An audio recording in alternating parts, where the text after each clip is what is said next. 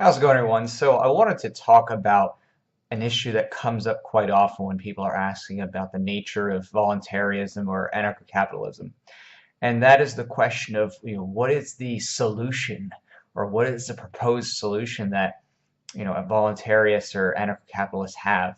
And there's this wrong-headed mentality with that question, because that question, is a very statist mindset. It's this idea that someone needs to provide some concrete answer, and this is the way, and this is the path.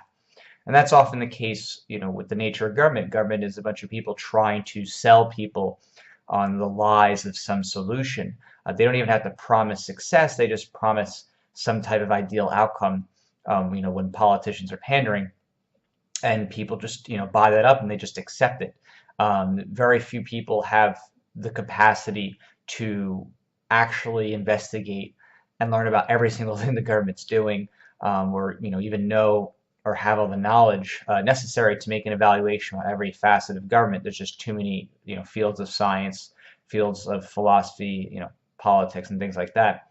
So a lot of what government is just people selling these solutions, these one-liners and these lies. And so when people ask about voluntarism or anarcho-capitalism, they're so used to people telling them, well, here's my solution and here's how everyone will be better off because of this thing, that they can't see that sometimes when it comes to other types of belief sets, there isn't a forcible solution being proposed.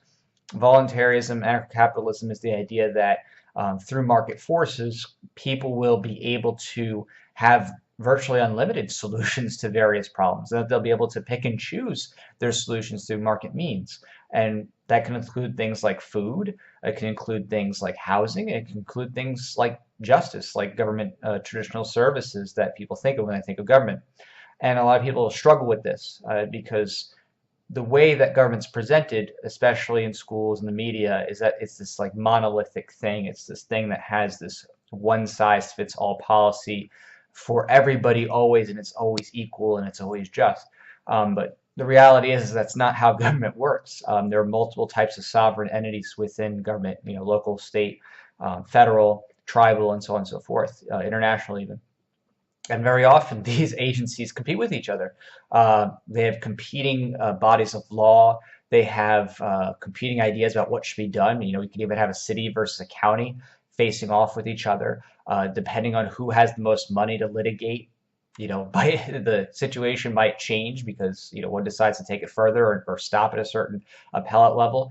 And this constant competition that exists, within the market, even exists within government legal systems. And there's diversity of opinions even among judges, depending on where you go within a state. So I think people just are so used to having everything simplified for them and how it's presented, especially in schools and media and things like that, that they forget that there's a huge diversity in what comes out of government, and that there isn't this just one size fits all. It's always the same for every single person for justice or for security. And if someone can recognize that and recognize the diversity of wants and interests within the market and apply that to all things, they can start to see why voluntarists and anarcho-capitalists are not here to sell a solution. There isn't a solution about, this is exactly how justice must be carried out, and this is exactly what people need to invest in or use technology wise, or be, to be considered moral in terms of, different types of nuances of maybe religious belief or other types of cultural things. The only thing that voluntarists and anarchists focus on is the individual and building a concept of individual rights from respecting others and looking at body and property. So the idea there is that if people are willing to embrace that, the market will provide through voluntary choices. There will be a natural demand for different types of security firms and justice and this and that. And people will choose it just like they would be choosing where they want to go out to eat. And it's really just not that weird to think about. It's just that the government's taken some of those things off the table in terms of choice. And some people, though, even despite government doing that, still come up with their own things. They come up with alternative dispute resolution. They sign contracts that have mandatory arbitration clauses. They work through a company-based dispute resolution service like PayPal, for example, and eBay transactions. There's already insurances, there's already different types of things that are, corollaries to government that exist in the market. But of course, since government is taking money from people by force and, making people have to use that ultimately, there's an incentive there to go for certain types of government services. So, it's one of those things that's a matter of thinking outside the government box. But once you do, and once you start to realize that many of these things already exist as it is. It's not like it's weird or it has to be completely created out of whole cloth. But many of these things that exist as alternatives to government functions already exist in the market or are provided either in a national or international basis, whether it's security, justice, or a more easy one to see like the post office. It just doesn't matter what it is. The alternative to government that is more ethical in terms of initiating violence against peaceful people, that government does, the alternative to that is to allow individual choice for everything, not just a select few things like whether or not you want to have pizza for dinner, or what kind of car you get to pick, or possibly if you pull your child out of school, which school you get to go to if it's homeschool or some private school. So it's something that is very strange to people, but that's how it is. There is not this one size fits all solution. And of course, in order to get there, it's going to be very difficult. It requires a lot of people to start to wake up to the nature of government.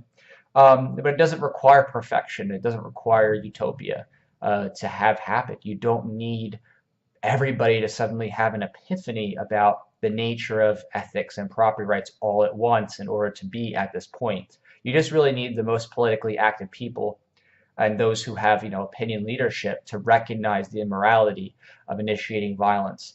And once you have that happen, it's no different than most any other intellectual renaissances or revolutions. You see a change happen that's dramatic, and it's something that takes time. It's not like this is something that's going to be easy to do because there's a lot of people. There are a lot of people who are in control and who want to continue indoctrination toward government ends, and you end up with, as we've seen, space age technology and Stone Age or before philosophy. You have people who can do amazing things scientifically, because the government doesn't necessarily limit inquiry in that realm, but you have people who have very stunted ethics because the government does limit the discourse in that realm. The government specifically tries to do that within the context of selling and justifying its existence, especially with young kids. And of course further up too, when you consider the military and the types of mass propaganda campaigns that they do in order to keep up the nationalism and keep up the support of the state at a fundamental level, even if they get people to bicker over whether it's going to be red or blue this election or whatever. They make sure that that's the height of the controversy is whether or not it's a Republican or Democrat in office, not the nature of government.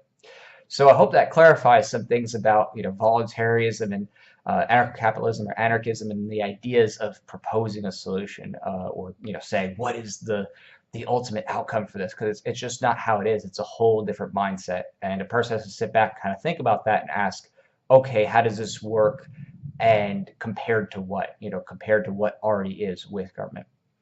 All right, take care, everyone, and I will talk to y'all later.